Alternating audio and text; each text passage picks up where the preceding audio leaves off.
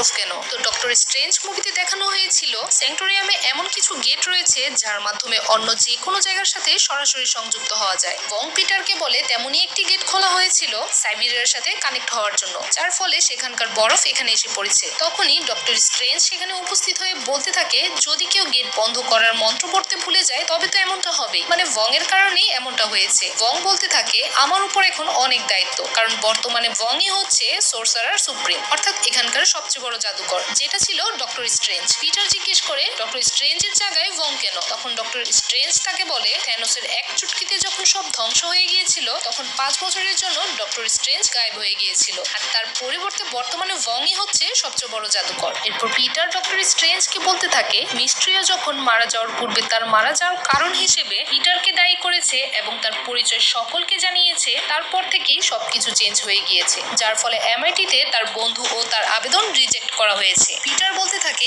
এতে আমার বন্ধুদের কোনো দোষ নেই, আপনি কি আমাকে এই ব্যাপারে কোনো সাহায্য করতে পারেন? ডক্টর স্ট্রেঞ্জ তখন তাকে বলতে থাকে, আমি তোমাকে এই ব্যাপারে সাহায্য করতে পারবো না, কারণ আমার কাছে তো টাইম স্টোন এখন আর নেই। হঠাৎ ডক্টর স্ট্রেঞ্জের মনে পড়ে রুনস অফ কফকল নামক একটি মন্ত্রের কথা, যা দিয়ে পিটারকে সাহায্য করা যেতে পারে। পিটার তাকে জিজ্ঞেস করে, এটা কেমন মন্ত্র? তখন ডক্টর স্ট্রেঞ্জ তাকে বলে, এটা এমন এক ধরনের মন্ত্র যা দিয়ে সময় তো পিছনে নেওয়া যাবে না, কিন্তু সবাই এটা ভুলে যাবে যে তুমি স্পাইডারম্যান। ভং এই কথা শুনে বলতে থাকে, এই মন্ত্র পড়া খুবই বিপজ্জনক, তুমি জানো এর ফলে কি হবে? ডক্টর স্ট্রেঞ্জ ভং এর কথা না শুনে পিটারকে নিয়ে চলে যায় স্যাংস্টামের সেই গোপন জায়গায়। সেইখানে ডক্টর স্ট্রেঞ্জ যখন মন্ত্র পড়তে শুরু করে তখন সে পিটারকে বলে, স্পাইডারম্যান হিসেবে তোমাকে জানতে পেরে আমার খুবই ভালো লাগলো। এই কথা শুনে পিটার তাকে প্রশ্ন করে, আপনি কেন এমনটা বললেন? ডক্টর স্ট্রেঞ্জ তাকে বলে, কারণ এখন থেকে পৃথিবীর সবাই ভুলে যাবে স্পাইডারম্যান কে ছিল, এমনকি আমিও ভুলে যাব। তখন পিটার ভাবতে থাকে, তাহলে তার গার্লফ্রেন্ডও তাকে ভুলে যাবে, কিন্তু পিটার এমনটা চায় না। তাই পিটার ডক্টর স্ট্রেঞ্জকে বলতে থাকে, এমন কিছু কি করা যায় না যেন আমার গার্লফ্রেন্ড আমাকে ভুলে না যায়? ডক্টর স্ট্রেঞ্জ তখন তাকে জানায়, মন্ত্রের মধ্যে এটা চেঞ্জ করা খুবই বিপজ্জনক। তবে পিটারের রিকোয়েস্টে ডক্টর স্ট্রেঞ্জ এটা চেঞ্জ করে নতুন করে পড়তে শুরু করে। তখন পিটার আবার বলে, তাহলে আমার আন্টিও তো আমাকে ভুলে যাবে। এছাড়া হ্যাপি, তার বন্ধু নেড, এক এক করে এদেরকেও সেই মন্ত্র থেকে বাদ দিতে বলে। তবে মন্ত্রের মধ্যে এতবার চেঞ্জ করার ফলে মন্ত্রটি অস্থির হয়ে পড়ে, আর সেটা ডক্টর স্ট্রেঞ্জের আয়ত্তের বাইরে চলে যায়। তাই মন্ত্রটিকে কন্ট্রোল করার জন্য